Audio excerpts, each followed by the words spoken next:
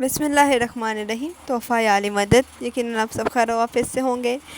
تو آج کا جو موضوع ہے، ویسے تو ہر موضوع ہی ہمارے لیے خاص ہے کیونکہ اہل بیت کا ذکر ہے، پر جو اس دور میں ہم جی رہے ہیں اور آج اس شہنشاہ عظیم اور امام العصر کا ذکر کریں گے، جو کہ امام زمانہ اللہم صلی اللہ محمد وعلی محمد واجل فرج آل محمد کے متعلق ہے۔ امام کے یہ موضوع جو میں نے آپ کے سامنے پیش کرنا ہے وہ امام زمانہ اور ان کے ظہور کی کچھ نشانیوں کے بارے میں ہے، جو روایات نقل کی گئی ہیں۔ اسی طرح میں آپ کے سامنے کچھ نشانیاں امام وقت کی آپ کو بتاؤں گی، اور امام کی عادات، اور انہوں نے جب وہ ظہور کریں گے تو کیا کیا روایات میں درج کیا گیا ہے وہ آپ کے سامنے ذکر ہوگا۔ اگر بات کی جائے کہ امام زمانہ سفیانی کو، جو سفیانی دشمن ہوگا خاص کر مسلمانوں کا، امام وقت کا، جو اذیت دے گا مومنین و مومنات کو، اور مولا اس کو کہاں پہ شکست دیں گے، اس جگہ کا کیا نام ہے، تو اس جگہ کا نام فلسطین ہے۔ بات کی جائے کہ دجال کو کون قتل کرے گا، تو جواب اس کا یہ ہے کہ روایات کے مطابق امام زمانہ جناب عیسیٰ علیہ السلام کو حکم دیں گے کہ اسے قتل کر دیں۔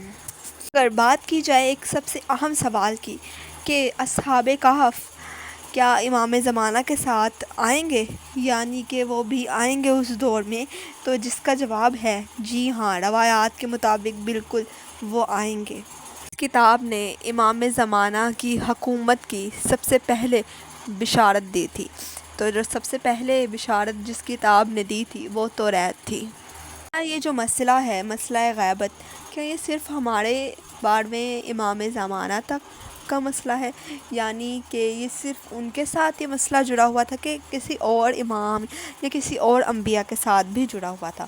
تو اس کا جو جواب ہے وہ یہ ہے جی نہیں، بلکہ یہ مسئلہ کچھ انبیاء کے اس دور میں بھی موجود تھا۔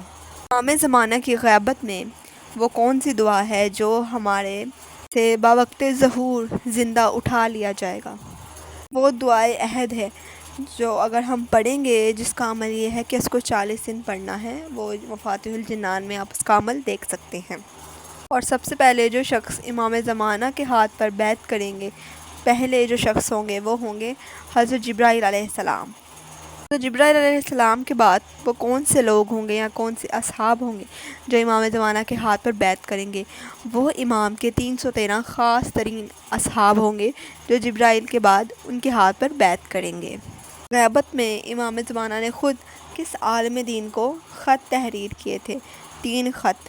وہ 3 خط جو امام زمانہ نے جس عالم کو لکھے تھے ان کا نام ہے شیخ مفید۔ دیکھیے، یہ ہم نے آپ کے سامنے کچھ سوالات پیش کیے تھے اور ان کا جواب ہم نے دیا تھا، اور اگر آپ کو یہ انفارمیٹیو اور نالج والی ویڈیو اچھی لگی ہو تو اس کو آگے ضرور شیئر کیجیے گا، کیونکہ یہ بہت انفارمیٹیو ہے، اور ہمارے امام زمانہ کی معلومات جتنا ہو سکے لوگوں پر عیاں ہوں، ان کو پتہ چلے، کیونکہ ہمارے چینل کا جو مقصد ہے وہ یہی ہے، درس اہل بیت اور لائٹ آف حجت اللہ صرف اور صرف امام زمانہ سے میں نے منسوب کیا تھا۔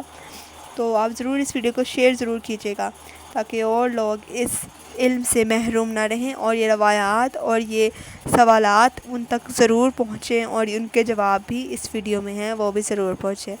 اپنا بہت خیال رکھیے گا۔ اللہ حافظ۔